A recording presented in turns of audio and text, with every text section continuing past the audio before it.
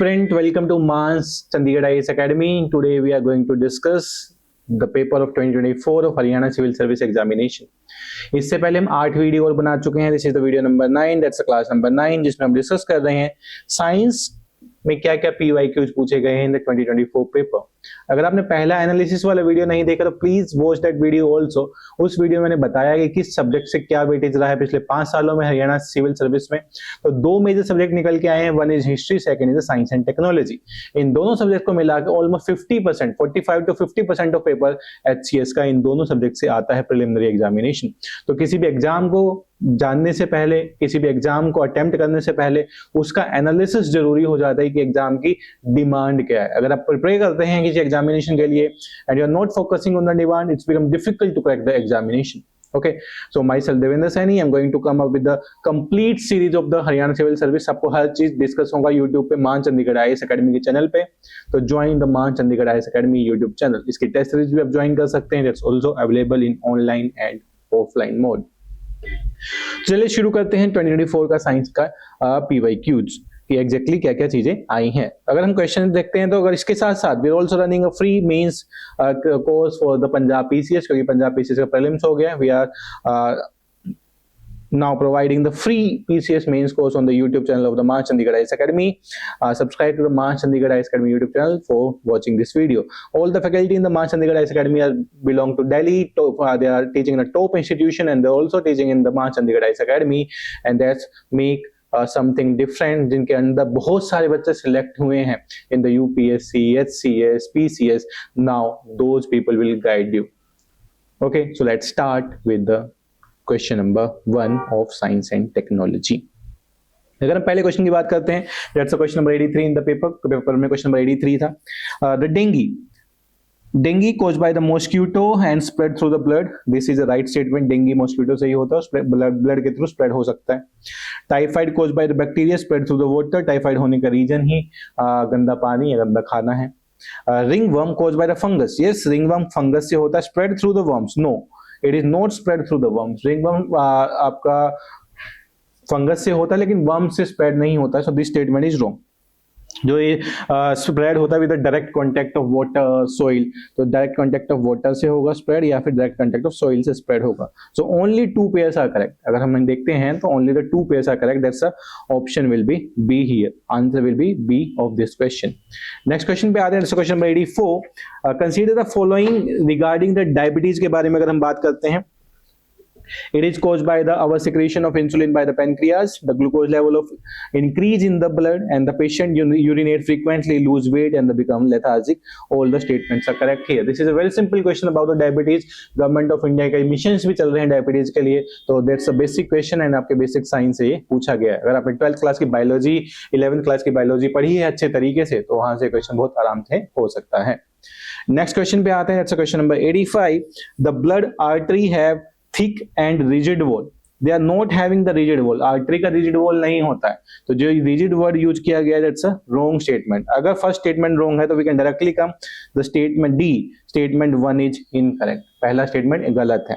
Second statement artery carry oxygen blood from the heart to the various blood organs under the pressure. Yes, बिल्कुल सही statement है. Second statement is right. First is wrong क्योंकि first में they are not a rigid walls में नहीं आते हैं. So we can mark the answer of this question will be D. Answer of question number 85 will be D here. Next question पे आते हैं. That's question number 86. Statement 1 is saying this is also the assertion and reason question है. Statement number 1 कह रही है hydrogen considered as a clean automobile fuel for the futures. Yes, hydrogen is a clean automobile fuel for the futures. अगर आप देखेंगे India में national hydrogen mission बनाया गया फॉर दिस. इसके साथ साथ कुछ hydrogen fuel gun buses start हो गई हैं, hydrogen fuel gun train start हो गई हैं, and now it's on the high track की we are focusing on the hydrogen run vehicles. Pollution को भी बचाने के लिए this is a very good strategy. Hydrogen the most abundant element in the universe. Yes, this is the most abundant element in the universe. सबसे ज्यादा है 73% of the universe is the hydrogen. सबसे most abundant है. So we can say that statement 1 is correct, 2 is correct, but statement 2 is not the correct explanation of 1. So answer will be the B. Both are correct, but statement 2 is not directly explaining the statement number 1. 1 बता रहा है कि clean automobile fuel है, तो कैसे है वो बताना चाहिए था स्टेटमेंट नंबर 2 में, बट स्टेटमेंट नंबर 2 हमें बता रही है this is an abundant element in the universe, कि ये अबंडेंट एलिमेंट है यूनिवर्स में, तो that's why the second statement is not explaining the first one, but the answer will be B, both the statement 1 and 2 are correct here. अगर next पे आते हैं, that's a question number 87. There is the pair question and again the option only 1 pair is correct, 2 pair is correct, 3 pair is correct and 4 pair is correct. तो इस तरीके के questions काफी UPSC पूछने लगा है और हरियाणा सिविल सर्विस भी यूपीएससी के पैटर्न को फॉलो करने लगा है. तो ginning, separation of cotton fibres from the seeds. अगर आप एग्रीकल्चर फैमिली से बिलोंग करते हैं तो यस, कपास से कॉटन से निकालना, कपास को cotton, separation cotton fibre from the seed से, जब कपास की खेती करते हैं तो उसके सीड से कॉटन को निकालना, उस प्रोसेस को गेनिंग बोला जाता है. Weaving, making yarn from fibres. No, making yarn from fibres is not weaving, this is spinning. अगर यार्न बनाया जा रहा है तो उसको वीविंग नहीं बोलते, उसको स्पिनिंग बोलते हैं. तो सेकंड इज रॉन्ग, सेकंड गलत हो जाता है हमारा. थर्ड पे आते हैं polyester melts on catching fire and stick to the body. Yes, polyester का कोई भी कपड़ा लेंगे या पॉलिस्टर लेंगे, उसको जलाएंगे तो वो जलना शुरू हो जाता है, मेल्ट होना शुरू होता है.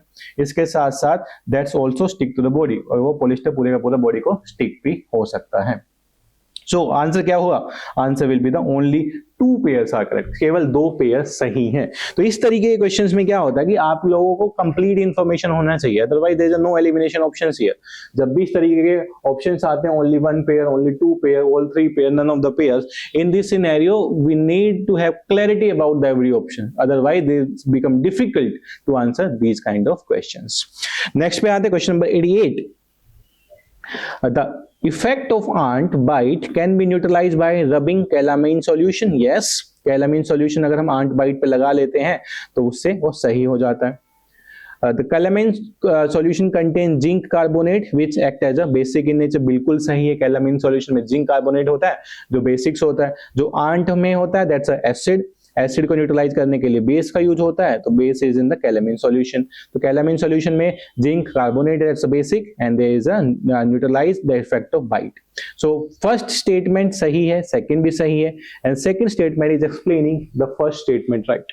यहाँ पे बताया गया है कि कैलामीन सॉल्यूशन यूज होता है, कैलामीन सॉल्यूशन में जिंक कार्बोनेट होता है जो बेसिक होता है, that's why it's working on the acid. That directly explaining the statement number 2. तो एजर्सन एंड रीजन में आपको 2 चीजों का मेनली ध्यान रखना होता है. पहली चीज की स्टेटमेंट सबसे पहले आइडेंटिफाई करो गलत कौन सा है. अगर आप स्टेटमेंट गलत आइडेंटिफाई कर लेते हो तो you can directly come to the either option C और ऑप्शन डी पे आप मार्क कर सकते हो. Otherwise you have to interlink the statements, की स्टेटमेंट दोनों को एक्सप्लेन कर रहा है कि नहीं कर रहा, उसके अकॉर्डिंग आपको आंसर देना होता है. That's question number 88. Question number 89 पे आते हैं. क्वेश्चन नंबर 89 ये आपका 9th 10th क्लास में हमने किया है. Concave mirror, convex mirror, plane mirror के बारे में हमने काफी पढ़ा है, तो उसी के बारे में ये क्वेश्चंस पूछा गया है.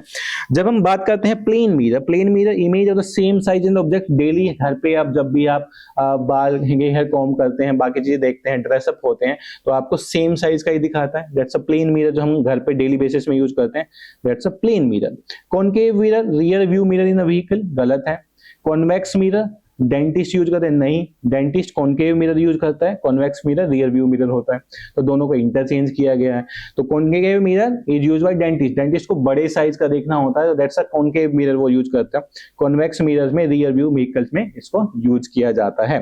So second is wrong, third is wrong, only the 1 is correct. So the answer of this question will be the only 1 pair is correct. Only 1 pair is correct. अगर आप देखेंगे क्वेश्चन बेसिक्स है, question NCERT से है, question directly पूछे गए हैं, but हम इस एरिया को नेग्लेक्ट करते हैं क्योंकि हमें पता नहीं कि एनालिसिस हमने नहीं किया एग्जाम का अच्छे से कि किस एरिया से क्या आ रहा है. आप पॉलिटी पढ़ रहे हैं, आप इकोनॉमी पढ़ रहे हैं, आप ज्योग्राफी पढ़ रहे हैं, आप एनवायरनमेंट पढ़ रहे हैं, लेकिन हिस्ट्री साइंस टेक को आपने मिनिमम टाइम दिया, जबकि 50% of the paper 50% of the paper आपका साइंस और हिस्ट्री से आ रहा है हरियाणा का. तो ये चीज आपको ध्यान में रखनी चाहिए. नेक्स्ट क्वेश्चन पे आते हैं. Question number 90. Consider the following pairs. Quick lime, manufacturing of cements के लिए क्विक लाइन यूज होता है. Slaked lime, preparation of soap, नहीं. This is the wrong statement. This is not use for the preparation of soap. NaOH, sodium hydroxide, NaOH use होता है for the preparation of soap के लिए. Slaked lime preparation of soaps के लिए NaOH use होता है, not the slick lime. तो second is wrong. Plaster of Paris making toys के लिए यूज होता है, प्लास्टर ऑफ पेरिस का पीओपी बोला जाता है, आपके घर में भी यूज होता है पीओपी का, फॉर वॉलिंग के लिए यूज किया जाता है पीओपी का। So only the 2 pairs are correct here, 1 and 3 is correct here only. So answer this question will be the B. ये क्वेश्चन भी आप एनसीईआरटी से कर सकते हैं, ये क्वेश्चन भी आप एनसीईआरटी से कर सकते हैं, डायरेक्टली आपके एग्जाम में ये क्वेश्चंस आ जाता है। ठीक है, नेक्स्ट पे आते हैं, question number 91। Take a few drop of onion juice, dilute vanilla essence and clove oil in 3 different test tubes and consider the following statements। इसके बारे में बात करते हैं। First, the characteristic smell of onion vanishes upon addition of NaOH, however it persists with HCl। बिल्कुल सही है, the first statement is right। जो एडिशन NaOH का एडिशन करेंगे उससे वेनिश हो जाती है, लेकिन वो HCl से परसिस्ट करती है। Second, the characteristic smell of vanilla is lost upon addition of HCl, however it persist with NaOH। This is a opposite statement and this is a wrong statement. अगर आप फर्स्ट से compare करते हैं तो this is an opposite statement and this is a wrong statement here. The characteristics of smell of clove oil is lost upon addition of NaOH in it, बिल्कुल सही statement है। The answer 1 and 3 सही है, answer will be B, only the 2 statement are correct. तो इस scenario में आपको ये समझ आ रहा होगा कि यहाँ पे आप एलिमिनेट नहीं कर सकते, एलिमिनेशन का कोई ऑप्शन नहीं है। इधर आपको तीनों स्टेटमेंट के बारे में पता है और आप आंसर नहीं कर पाओगे, और जय माता दी आप कोई भी ऑप्शन मार्क करके आ रहे हो, तो दैट्स नॉट वर्क। तो you have to have a complete clear information. आप सेकंड स्टेटमेंट को निकाल सकते थे, फर्स्ट स्टेटमेंट को इंटरप्रेट करके आंसर दे सकते थे। क्वेश्चन नंबर 92 पे आते हैं। When the pH of a rain lie in the range of 6 to 7 called acid rain. No, it's not called an acid rain. 7 पे न्यूट्रल होता है, तो 7 पे अगर पीएच है तो हम उसको एसिड रेन नहीं कहेंगे, it's a neutral rain. This is a wrong statement. Tooth enamel start erode when the pH of mouth is greater than 7। No, it's start eroding when it's a less than 5.5। Tooth enamel erode करना शुरू होता है जब उसका pH 5.5 से कम होता है। तो second is also incorrect, first is also incorrect. Under the acidic condition farmer should treat the soil with the quick lime. Yes, acid को ये लिए बेस तो चाहिएगा ना, क्विक लाइम बेस है, CuH2 की बात हो रही है, एसिड को न्यूट्रलाइज करने के लिए वी नीड अ बेस। तो दिस अ बेसिक क्वेश्चन। अगर फार्मर फैमिली से बिलोंग करते हैं तो आपके फादर यूज करते होंगे when the soil is acidic in nature. So the answer of this is 3 only. So we can say the only one statement is correct here. Answer is 1. Only one statement is correct. अगर हम question number next पे आते हैं, question number 93, again that's a basic question. Alkali is a base that dissolve in water. बिल्कुल सही है। CuH2 is and not an example of alkali. कैसे? जिसके पीछे भी OH ग्रुप होता है, मोस्टली दैट्स अ बेस, वो अल्कली का एग्जाम्पल होता है। तो calcium hydroxide is example of alkali. तो second statement is wrong. Dissolution of base in water is an exothermic process. Exothermic process वो होती है जो एनर्जी रिलीज करेंगी। तो in the dissolution of base is a exothermic process. Yes, this is an exothermic process. This statement is correct. So the second is wrong here, first and third is right. We can say the only 2 statement are correct. तो scenario देख रहे हो, options change हो गए हैं। पहले इस तरीके के ऑप्शन नहीं आते थे, 1 only 2 only 1 2 3 1 3 इस तरीके के ऑप्शन आते थे, जहां से आप एक, अगर आपको एक स्टेटमेंट में पता है तो आप कहीं ना कहीं से एलिमिनेट कर लोगे, बट यहाँ पे वो सिस्टम नहीं हो रहा है। नेक्स्ट पे आते हैं question number 94। Acid left by the sting of honey bee. अगर हनी बी HCl रिलीज करने लग गई तो कितने सारे लोगों को इफेक्ट होगा? हनी बी HCl नहीं रिलीज करती है, that's a formic acid. Formic acid होता है जिसकी वजह से हमारे स्वेलिंग आ जाती है, that's a formic acid, not the HCl। Atmosphere of Venus is H2SO4। बिल्कुल सही है। सल्फ्यूरिक एसिड होता है, atmosphere of Venus is sulphuric acid. Antacid is a methanoic acid. This is a basic substance. Antacid एक basic substance होते हैं।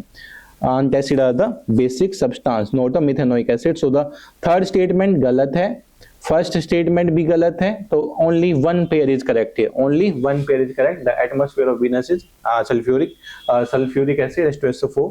बाकी दोनों स्टेटमेंट गलत है। This is a formic acid and this is a basic substance. जब भी antacid की यूज है, आपके पेट में एसिडिटी होती है, ज्यादा एसिड बन गया, उसके लिए और एसिड थोड़ी खाएंगे हम लोग, उसके लिए हमें एंटासिड दिए जाते हैं, means that will work against the acid. Acid के अगेंस्ट कौन वर्क करेगा? बेस वर्क करेगा। तो एसिड प्लस बेस, तो थर्ड सीधा आप एलिमिनेट कर सकते थे। क्वेश्चन नंबर 95 पे आते हैं। Touching a flame urgent dangerous situation and we drag our hands involuntarily. This fast reaction is attribute to which of the following structures in the nervous system, एक ही स्ट्रक्चर पे effect करती है, spinal cord पे, motor neuron पे, brain पे, sensory neuron पे।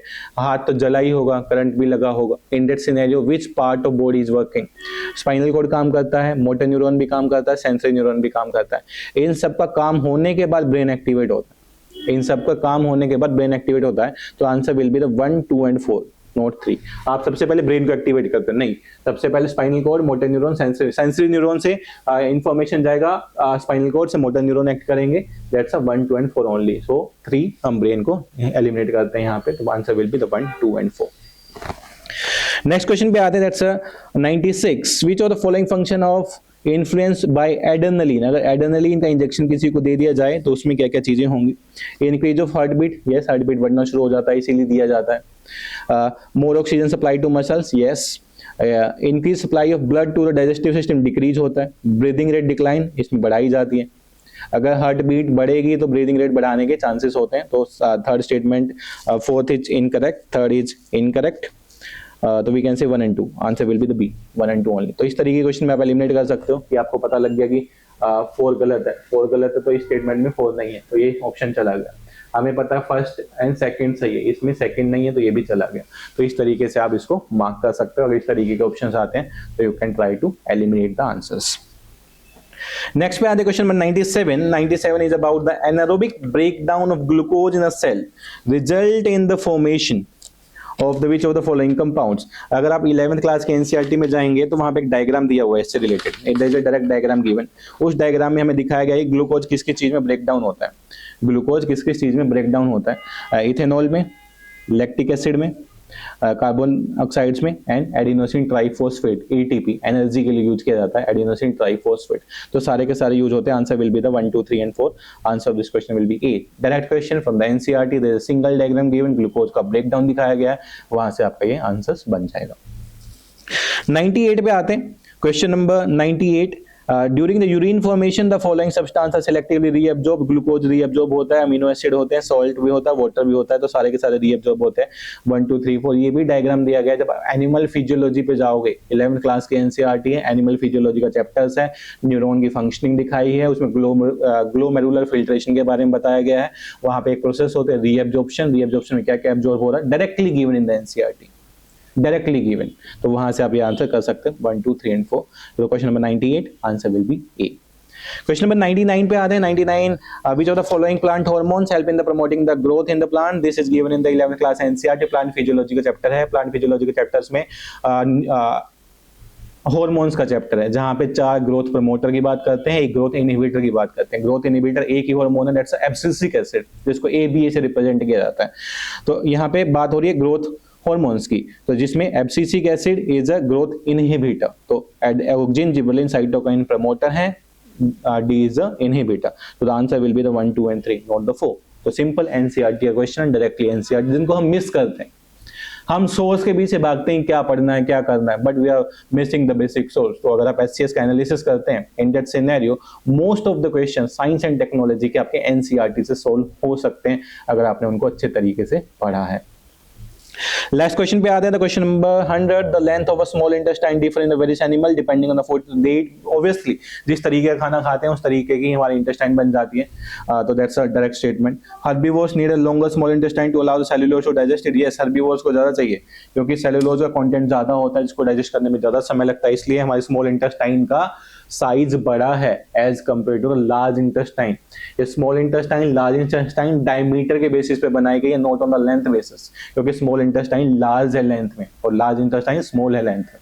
Okay, so the answer of this question will be A. Both the statements are correct here.